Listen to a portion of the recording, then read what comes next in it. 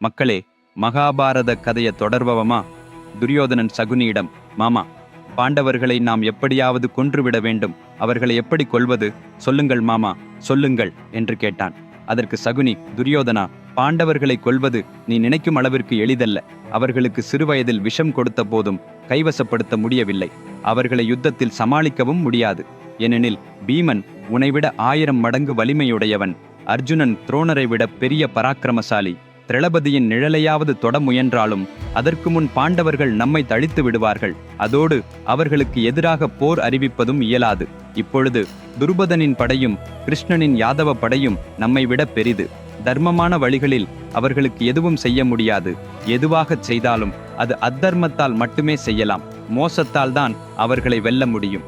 ஒரே ஒரு விஷயத்தை நினைவில் வை துரியோதனா, ஒருவரை கொல்லுதல் எனும் பொருள் அவனது உடலை அழிப்பதல்ல. அவனின் பெயர், பரிவு, புகழ், நம்பிக்கை, தைரியம் ஆகியவற்றை அழித்துவிட்டால் போதும், அவர்கள் அழிந்து விடுவார்கள். அவர்களை கொல்வோம் கொல்வோம் என்று சொல்லிக்கொண்டே இருப்பது வேடிக்கையாகத்தான் இருக்கும். அது நடக்க முடியாத விஷயம். பகல் கனவு காண்பதை நிறுத்து என்றார். அப்பொழுது திருதராஷ்டிரன், சகுனி சொன்னது அச்சரத்தில் உண்மைதான். அவர்கள் உயிருடன் இருப்பதை அறிந்த போதிலும் உடனே அவ்வாறு விட்டுவிட்டால் நம் எதிரியை நாமே தூண்டுகிறதற்கு பொருளாகிவிடும். எனவே அவர்களை அழைத்து வந்து தர்மராஜனுக்கு பட்டாபிஷேகம் செய்வோம் என்று விதூரனை அழைத்து அனுப்பினான். விதூரன் பாண்டவர்களை ஹஸ்தினாபுரத்துக்கு அழைத்து வந்தான். திரௌபதியுடன் வந்த பாண்டவர்களை பார்த்து ஹஸ்தினாபுரத்தின் மக்கள் மிகுந்த மகிழ்ச்சி அடைந்தனர். இனி அவர்களுக்கு நல்ல நாட்கள் வரப்போகிறது என்று உற்சாகமாக கொண்டாடினார்கள். மறுநாள் பெரிய சபை ஒன்று ஏற்பாடு செய்யப்பட்டு அன்றே திருதராஷ்டிரன் மக்கள் அனைவரின் முன்னால், எமது ராஜ்யத்தின் மீது கௌரவர்களுக்கும் பாண்டவர்களுக்கும் சமமான உரிமை உண்டு. பாண்டவர்களில் மூத்தவர் தர்மராஜனை நம் முன்னோர்கள் ஆட்சி செய்த காண்டவ பிரஸ்தத்திற்கு சேர்த்து விடுகிறேன். அவரை அங்கே அரசராக ஆனவனாக அறிவிக்கிறேன். அதேபோல கௌரவர்களில் மூத்தவர் துரியோதனன் ஹஸ்தினாபுரத்திற்கு அரசராக இருக்கலாம் என்று அறிவித்தான். அதே நாள் பாண்டவர்களும் திரௌபதியும் குந்தியும் ஹஸ்தினாபுரத்தில் இருந்த பாண்டவர்களுக்கு ஆதரவான மக்கள் அனைவரும் இணைந்து காண்டவ பிரஸ்தத்துக்கு புறப்பட்டனர்.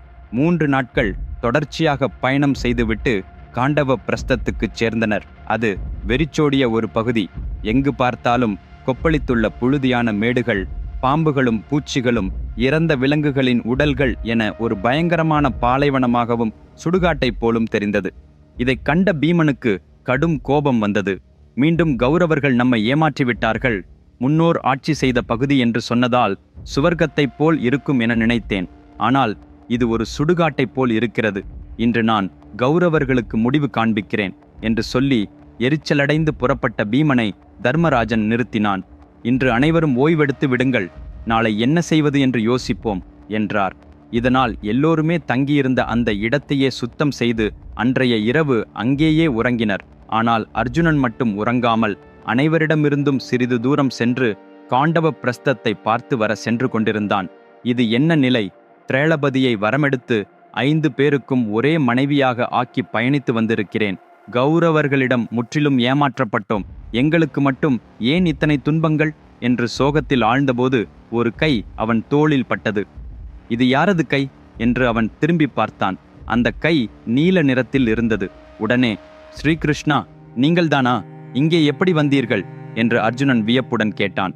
அதற்கு கிருஷ்ணன், நான் இங்கே எப்படி வந்தேன் என்ற கேள்வி சிக்கலல்ல. இப்போது என்ன செய்வது என்பதுதான் முக்கியம். இந்த இடம் ஒரு காலத்தில் உண்மையிலேயே சொர்க்கத்தைப் போல் இருந்தது.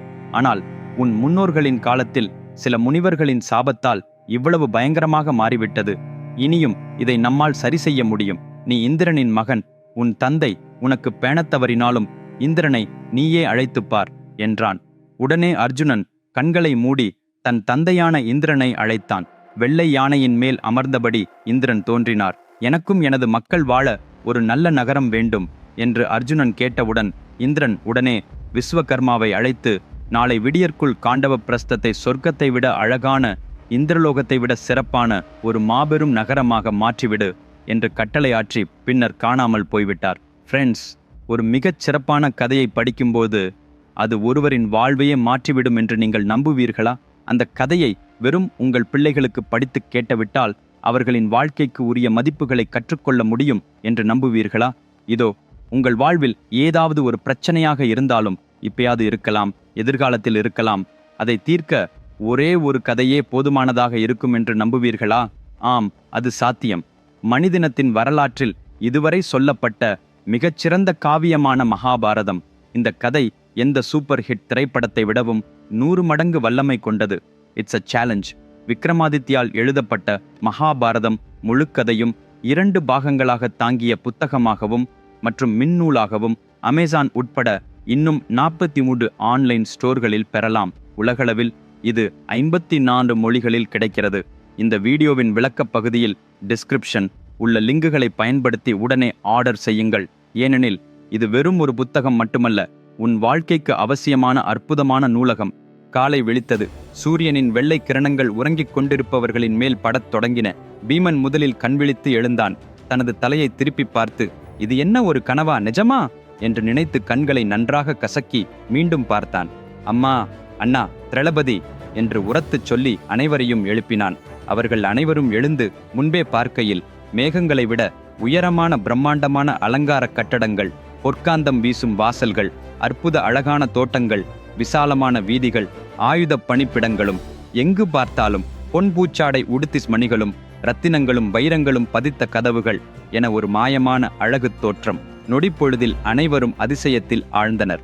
அங்கிருந்த மக்கள் அந்த அசைக்க முடியாத அழகை மேன்மேலும் ரசித்து உடனே பாண்டவர்களை நோக்கி திரும்பி அவர்களுக்கு வணங்கினர். பாண்டவர்கள் மனிதர்கள் அல்ல. அந்த லக்ஷகிரீகம் எரிந்த போது அவர்கள் உண்மையிலேயே உயிரிழந்தார்கள். அதன்பின் சொர்க்கத்துக்கு போய் தெய்வங்களாகி இப்போது மீண்டும் வந்து நமக்கு இந்த அற்புத நகரத்தை ஒரே இரவில் கட்டி அளித்திருக்கிறார்கள் என்று ஒன்றன்பின் ஒன்றாக பேசிக்கொண்டனர். அப்பொழுது கிருஷ்ணன், இனி இவ்விடத்தை காண்டவ பிரஸ்தம் என்று யாரும் அழைக்க வேண்டாம். இன்று முதல் இதன் பெயர் இந்திரபிரஸ்தம் என்று அறிவித்தான். அனைவரும் மகிழ்ச்சியுடன் அந்த நகரத்தின் அணுவணுவாக உள்வாங்கினார்கள். அந்த அழகிய இந்திரபிரஸ்தத்தின் அரசர் தர்மராஜன், ராணி திரளபதி, பாண்டவர்கள் தெய்வங்கள் என்றுள்ள பதில் ஒருவரிடமிருந்து மற்றொருவருக்கு பரவி ஹஸ்தினாபுரம் வரை சென்றது. பல மேதைவர்கள், வீரர்கள், வல்லுநர்கள், புரோகிதர்கள், பிராமணர்கள் என எல்லோரும் வெளியிலிருந்து வந்து இந்திரபிரஸ்தத்தில் தங்கி வாழத் தொடங்கினார்கள். எத்தனை பேர் வந்தாலும் நகரம் நிரம்பவில்லை. அந்தளவு பெரிய நகரத்தை விஸ்வகர்மா உருவாக்கியிருந்தான். ஆஹா, பாண்டவர்கள் நன்றாக ஏமாந்து விட்டார்கள், இனி ஹஸ்தினாபுரம் எனக்கே என்று நெய்ரங்க மனப்பேச்சால் மகிழ்ந்த துரியோதனன் இந்திரபிரஸ்தத்தின் மகத்தான வளர்ச்சி பற்றி செய்தி வந்தவுடன் ஒரு கணநேரத்தில் அதிர்ச்சி அடைந்தான். இப்போதும் ஒரு பிரச்சனை வந்துவிட்டது. என்ன செய்தால் இவர்கள் எனக்கு தொல்லை இல்லாமல் போய்விடும் என்று வெறுத்து நினைத்தபோது இன்னொரு வல்லமையான தகவல் அவனை வந்தடைந்தது. அது ராஜசூய யக்ஞம். ராஜசூய யக்ஞம் வெற்றியடையும் அரசர் சக்கரவர்த்தி ஆவார். அதாவது அனைத்து நாடுகளும் அவன் ஆட்சியை ஏற்றுக்கொள்வார்கள். யாரேனும் அரசர் இதை செய்யும் போது எல்லா ராஜ்யங்களுக்கும் செய்தி அனுப்பி, நீங்கள் எங்கள் கீழ் நடப்பதற்கு சம்மதமா, இல்லை எங்களை வென்று எங்கள் யக்ஞத்தை முறியடிக்கிறீர்களா என்று கேட்பார்கள். அது ஏற்றுக்கொள்ளப்பட்டால் அத்தனை நாடுகளும் தர்மராஜனை சக்கரவர்த்தி என ஒப்புக்கொண்டதாக ஆகிவிடும். ஏற்றுக்கொள்ளாவிட்டால் அவர்களது படை தர்மராஜனின் படையுடன் போரிட்டு வெல்ல வேண்டும். ஒப்புக்கொள்ளாத நாட்டின் மீது அர்ஜுனன், பீமன், கிருஷ்ணன் என்று ஒரு சேர போய் போரிடும். வென்றதும் அந்த நாட்டின் பாதிப்படையையும் பொன்னையும் இந்திரபிரஸ்தத்திற்கு கொண்டு வந்தார்கள். இவ்வாறு மொத்த நாட்டையும் வென்றுவிட்டார்கள். ஒரே ஒரு ராஜ்யம் அல்லாமல் அதில்தான் இன்னும் போர் தொடங்கவில்லை. பாண்டவர்கள் ஒருமித்து உட்கார்ந்த போது அர்ஜுனன் கிருஷ்ணனை பார்த்து, கிருஷ்ணா, எல்லா நாடுகளையும் வென்றுவிட்டோம். இனி மகத இராச்சியமே மீதமிருக்கிறது. அது மீதே போரை தொடங்கலாம், வாராய் என்று கூறினான். அதற்கு கிருஷ்ணன், அது இவ்வளவு எளிதல்ல அர்ஜுனா. மகத இராச்சியத்தின் மன்னன் சராசந்தன். அவன் ஏற்கனவே 99 அரசர்களை வென்று கொலை செய்து தன் யாகத்துக்கு அவர்களை பலி செய்ய திட்டமிட்டிருக்கிறான். சராசந்தனை ஒருவன் வென்றால் அது 100 நாட்டினையும் வென்றதற்கு சமமானது. அவ்வளவு வலிமைசாலி, வீரப்பெரும் பராக்கிரமசாலியாக யாரும் இல்லை. இதுவரை யாரும் அவனை மல்ல யுத்தத்தில் வெல்லவோ அல்லது உயிருடன் மீளவோ இல்லை.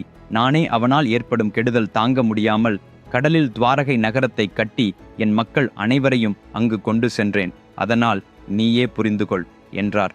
அனைத்தும் தெரிந்த கிருஷ்ணர். அப்போது பீமன், அப்படியானால் சராசந்தனை வெல்ல ஒருவன் கூட இல்லையா கிருஷ்ணா என்று கேட்க, கிருஷ்ணன், ஒருவன் இருக்கிறான் என்றான். அவர் யார் என்று பீமன் ஆவலுடன் கேட்க, அது நீயே பீமா என்று கிருஷ்ணன் உந்தி பேசினான். சராசந்தனை நான் ஒருவனே கொல்லலாம் எனவா? என்று பீமன் உருக்கத்துடன் கேள்விப்படுத்த கிருஷ்ணன், நீ அவனை வெல்லவோ வெல்லாமலோ இருக்கலாம், ஆனால் அவன் உன்னை தேடி வந்து நிச்சயமாக உன்னை திட்டமிட்டு உன்னை படுகொலை செய்ய முயலும் என்று கூறினார். ஃப்ரெண்ட்ஸ், அடுத்த எபிசோடில் உள்ள கதை இன்னும் வேற லெவலாக இருக்கும். அதை விடாமல் கண்டிப்பாக பாருங்கள். நாம் அடுத்த சனிக்கிழமை அதே நேரத்தில் மீண்டும் சந்திப்போம். நான் எழுதிய மகாபாரத புத்தகத்தை இப்போதே ஆர்டர் செய்து விடுங்கள். லிங்க்களை இந்த வீடியோவின் விளக்கப் பகுதியிலவே கொடுத்திருக்கிறேன். இன்னும் என் சேனலை சப்ஸ்கிரைப் செய்யவில்லை என்றால் உடனே செய்து கொள்ளுங்கள். அடுத்த சந்திப்பு வரை கவனமாக இருங்கள். பாய்.